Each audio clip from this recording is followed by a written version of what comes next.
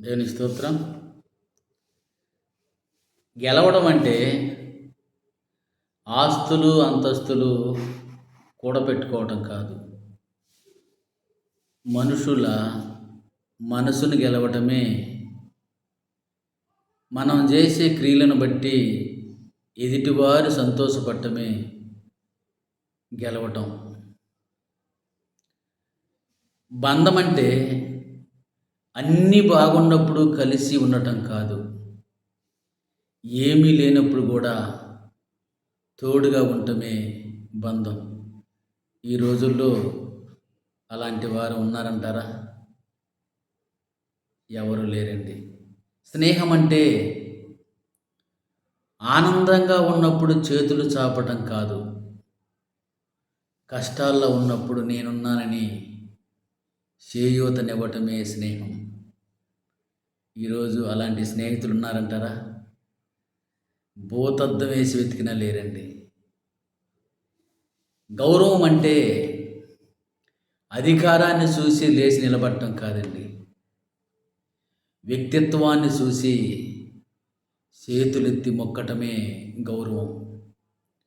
ఈరోజు డబ్బుకు విలువిస్తున్నారు, పదవికి విలువిస్తున్నారు, మంచి మనసు గల మనిషికి విలువిస్తున్నారా?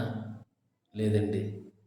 డబ్బుకున్న విలువ, పదవికి ఉన్న విలువ దేవుని కోసం బతికే వారికి కానీ, నీతిగా నడుచుకునే వారికి కానీ విలువలు లేవండి. విలువంటే జనాల కోసం మాటలు చెప్పి తప్పించుకోవటం కాదండి. జన్మంతా విలువ కోసం కష్టపడటం. ఈరోజు అలాంటి వారు ఉన్నారంటారా? లేరండి. ఇప్పుడు ఒక మాట చెప్తారు, కొంచెం తర్వాత ఇంకో మాట చెప్తారు. మాట మీద నిలబడిన వారు మాట తప్పేవారు. అందుకే దేవుడు ఒక మాట అన్నాడు తన వేదగ్రంథం అనే బైబిల్లో, మనుషుల నమ్ముటి కంటే, రాజుల నమ్ముటి కంటే యెహోవాను ఆశ్రయించుట మేలు. మనుషులు నమ్ముకుంటే మన దగ్గర ఏమైనా ఆశించి మనతో స్నేహం చేస్తారు. కానీ మన దగ్గర ఏమున్నా లేకపోయినా ఎప్పుడు మనతో ఉండేవాడు, మనల్ని కాపాడేవాడు, కంటికి రెప్పలా చూసుకునేవాడు ఆ దేవుడేనండి.